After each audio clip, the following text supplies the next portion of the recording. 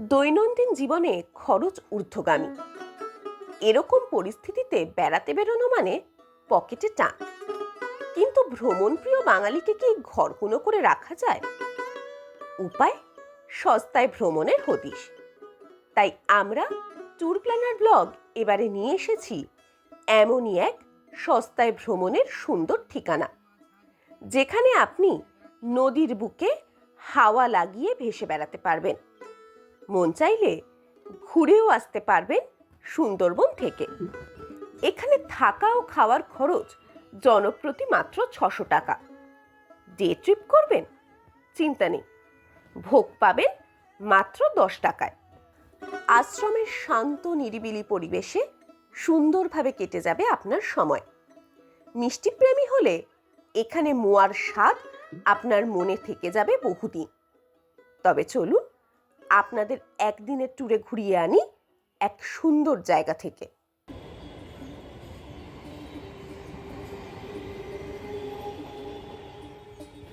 আমরা যাচ্ছি জয়নগর মজিলপুর, যার জন্য আমাদের শিয়ালদা সাউথ ডিভিশন থেকে লক্ষ্মীকান্তপুর বা নামখানা লোকাল ধরতে হবে।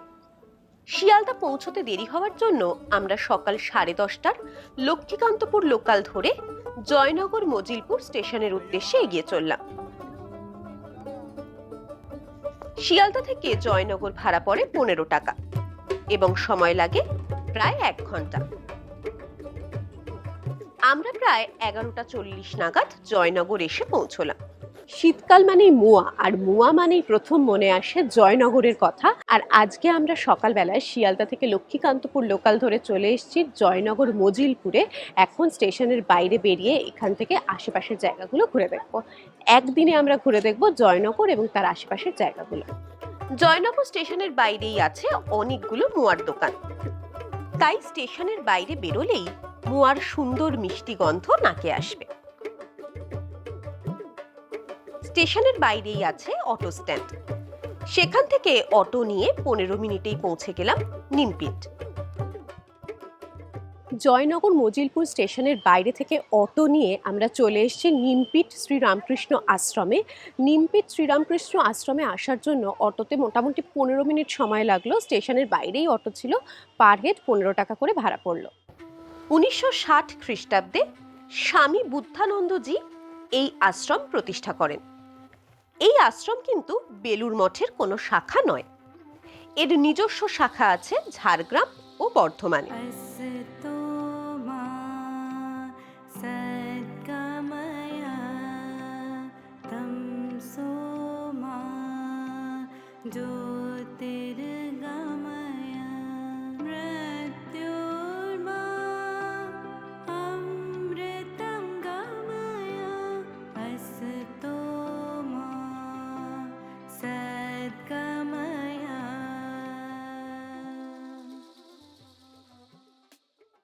সুন্দরবনের মানুষদের বিভিন্ন রকম জনহিতকর কাজের জন্য এই আশ্রম আজও সবার মনে গভীর শ্রদ্ধার সাথে স্থান পেয়েছে।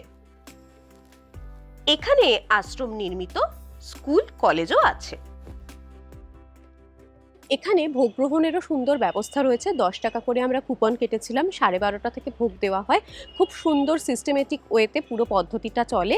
12:30টাতে মন্দির বন্ধ হয়ে যায় এবং তারপরেই ভোগ বিতরণ শুরু হয়। মন্দির লাগোয়া এই বিল্ডিং এর নিচেই ভোগ গ্রহণের কুপন পাওয়া যায়। মাত্র 10 টাকা দিয়ে কুপন সংগ্রহ করতে হয়। তবে ভোগ গ্রহণের সময় বেশ ভিড় হয়। অফিস ঘরে ব্যাগপত্র জমা রেখে তারপর লাইন দিয়ে ভোগ গ্রহণের জায়গায় ঢুকতে হয়।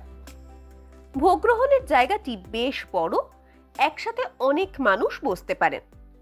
প্রসাদ বিতরণের পর স্বামীজির উপস্থিতিতে একসাথে মন্ত্রপাঠের পর ভোগ গ্রহণ করা যায়। ভোগে ভাত, ডাল, 2টো সবজি, স্যালাড, একটু পায়েস ও মিষ্টি থাকে এবং আপনি নিজের প্রয়োজন মতো নিতে পারবেন। আমরাও ভোগ গ্রহণ করলাম, বেশ ভালো লাগলো। এবার আমরা এখান থেকে কৈখালির দিকে যাব, আর 12:30টায় কিন্তু মন্দির বন্ধ হয়ে যায়।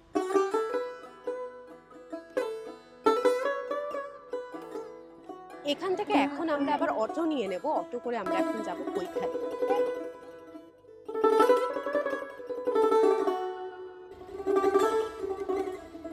কৈখালি যাওয়ার জন্য প্রথমে এখান থেকে একটা অটো বা টোটো ধরে যেতে হবে জামতলা, সেখান থেকে আবার চেঞ্জ করে কৈখালি যেতে হয়। যদি এই সমস্ত গাড়ি পরিবর্তনের ঝামেলা এড়াতে চান তাহলে বাইরে থেকে আপনারা দরদাম করে একটা অটো নিয়ে নিতে পারেন এবং সেই অটো পুরো পৌঁছে দেবে আপনাকে কৈখালি।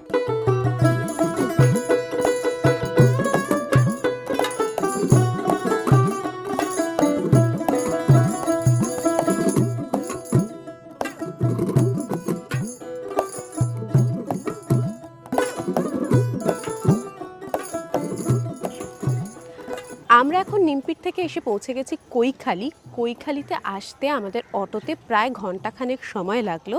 আর এই যে এখানটায় দাঁড়িয়ে রয়েছি এটা হচ্ছে কৈখালি পর্যটক আবাস এবং যেটার ব্যবস্থাপনায় রয়েছে শ্রীরামকৃষ্ণ আশ্রম। আর কৈখালিতে আসলে আপনারা থাকতে পারেন, থাকলে বেশ ভালো লাগবে। যদিও আমরা এবারে এটাকে ডে ট্রিপ হিসাবেই আপনাদের সামনে তুলে ধরবো, কিন্তু আপনারা চাইলে থাকতেই পারেন। পর্যটক আবাসের ঠিক সামনেই আছে ম্যানগ্রোভের ছোট্ট একটা জঙ্গল, আর তারপরেই আছে বিশাল চওড়া মাতলা নদী, যার উল্টো পারেই আছে সুন্দরবনের গভীর জঙ্গল। এখানে সামনেই বয়ে গেছে মাতলা নদী এবং মাতলা নদীতে নৌকা বিহার হয়, শেয়ারিং করা যায়। এছাড়া পুরো লঞ্চ ভাড়া নিয়ে অনেকে ঘুরে থাকেন। তো এসব তো চলতেই থাকে। এই যে দেখুন কতগুলো লঞ্চ ভেসে বেড়াচ্ছে, আর এর ধার ঘেঁষে এরকম পরপর সারি দিয়ে ছোটো ছোটো খাবারের স্টল রয়েছে। বিভিন্ন রকম মুখরোচক খাবার, স্ন্যাক্স, বিস্কিট, কেক এই সমস্ত পাওয়া যাচ্ছে। অনেক মানুষ এখানে শীতকালের সময়টায় আসেন পিকনিক করতে। বড় বড় কাঁকড়া গো, কত করে গো মাছ এগুলো?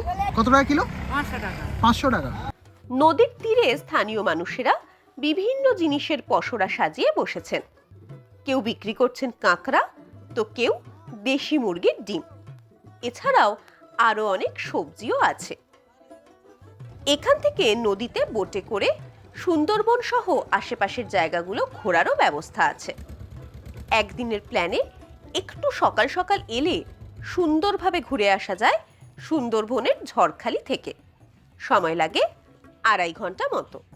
এখানে অ্যাসোসিয়েশন থেকে ভাড়ার চার্টও বেঁধে দেওয়া আছে। ভাড়া শুরু 900 টাকা থেকে। আমরা একটা ছোট নৌকো করে এখন মাতলার বুকে সামান্য কিছুক্ষণের জন্য ভেসে বেড়াবো। এই সময়টা মানে এখন তো শীতকাল, সূর্যাস্তটা তাড়াতাড়ি হয়। এই বিকেল হচ্ছে এরকম একটা মুহূর্তে আমরা একটা জাস্ট রাউন্ড ট্রিপ দেব। 30 টাকা পার হেড নিচ্ছেন ওনারা। তো এখন একটুখানি নৌকো বিহার।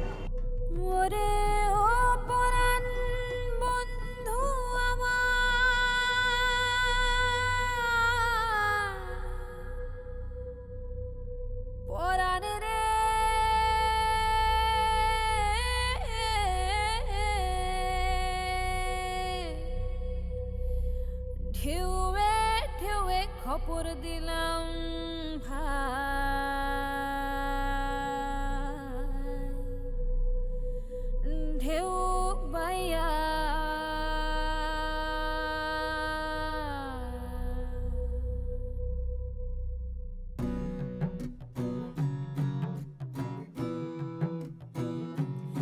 আমায় ভাসাইলি রে, আমায় ডুবাইলি রে, অকুল দরিয়ার বুঝি কুল নাই রে, চাহে আধি আয়ে রে, চাহে মেঘায় রে, অকুল দরিয়ার বুঝি কুল নাই রে, আমায় ভাসাইলি রে, আমায় ডুবাইলি রে, অকুল দরিয়ার বুঝি।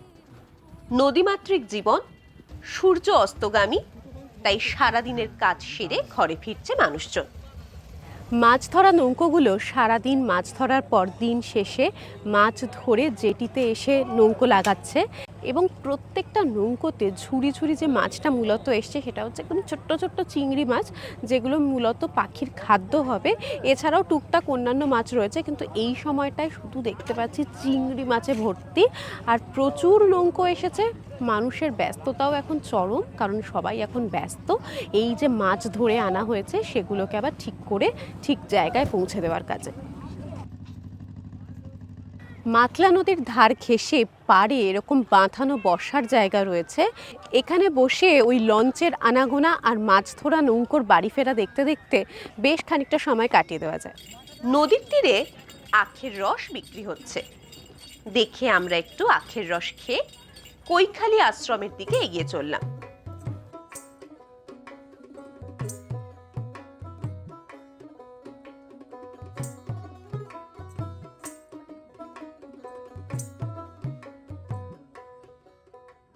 এই এখন যে জায়গাটা রয়েছে এটা হচ্ছে কৈখালী শ্রীরামকৃষ্ণ আশ্রমের। এটা হচ্ছে নতুন মন্দির। একটু আগে আপনাদের দেখালাম যাত্রী আবাস, সেটা ছাড়াও এখন এই মন্দির কম্পাউন্ডের মধ্যেই একটি গেস্ট হাউসও তৈরি হয়েছে, যেখানেও আপনারা এসে চাইলে থাকতে পারেন।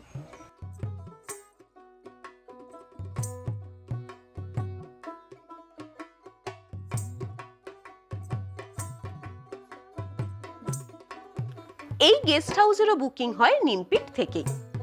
জায়গাটা বেশ সুন্দর করে সাজানো, অনেক সবজি চাষ হয়েছে। এখানে দর্শনার্থীদের জন্য পানীয় জল ও টয়লেটের ব্যবস্থাও আছে। চলুন আমরা পর্যটক আবাসগুলির বুকিং পদ্ধতি জেনে নিই পর্যটক আবাসের ম্যানেজার বাবুর কাছ থেকে। আমার নাম বৈদ্যনাথ দাস। আমাদের এখানে থাকতে গেলে স্যার নিমপিট থেকে বুক করতে হয়। স্বামীজি ওখান থেকে 12টার সময় খাইয়ে দেয়, দিলে আমাদের এখানে প্রায় 2টো বেজে যাবে আসতে। এলে আমাদের এখানে 4টে চা দেওয়া হয়, 6টায় তেনে তেলে ভাজা মুড়ি, আর 8টায় তেনে ডিনার হয়। রাতে ডিনার বলতে চিকেন থাকবে, ডাল থাকবে, সবজি থাকবে, একটা ভাজা থাকবে, 4টে। আর দুপুরে হলে মাছ থাকবে, সবজি থাকবে, ডাল থাকবে, ভাজা থাকবে। আর সকালে হচ্ছে আপনার লুচি, আলুর দম বা ঘুগনি, যেটা একটা হবে। আচ্ছা, মানে ধরুন কেউ প্রথম দিনটা ওখানে লাঞ্চ করে এলো, এখানে তার মানে বিকেলের খাওয়ার, সন্ধ্যের খাওয়ার, আবার পরের দিন সকাল দুপুরের খেয়ে ফেরত যেতে হবে। খেয়ে চলে যাবে। আচ্ছা, ঠিক আছে। আর বুকিং ওইখান থেকে নিমপিট থেকে বুকিং করতে হবে। নাম্বারটা একটু বলতে পারবেন? নাম্বার, হ্যাঁ, একটু বলে দিন। 9933064466। আচ্ছা, ধন্যবাদ। পর্যটক আবাসে মোট 20টি ঘর আছে।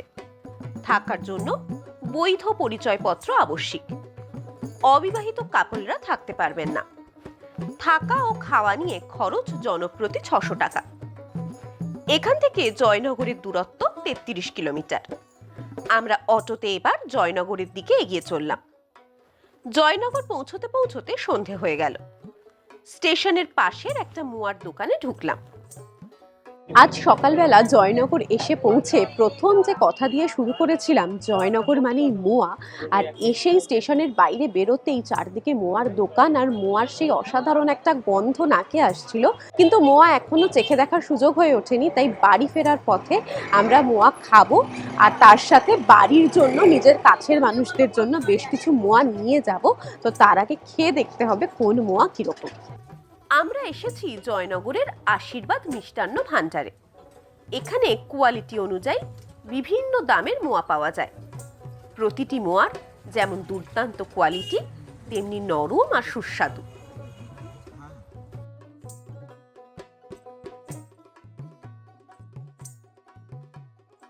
জয়নগর মানে মোয়া, আর আমার হাতে যে মোয়াটা আছে কতটা সফট দেখুন, মানে একটু প্রেস করলেই কিন্তু ভেঙে যাচ্ছে, আর তেমনই সুন্দর খেতে, মুখে দিলে পুরো মিলিয়ে যাচ্ছে। আমি একটা করে কামড় দিচ্ছি।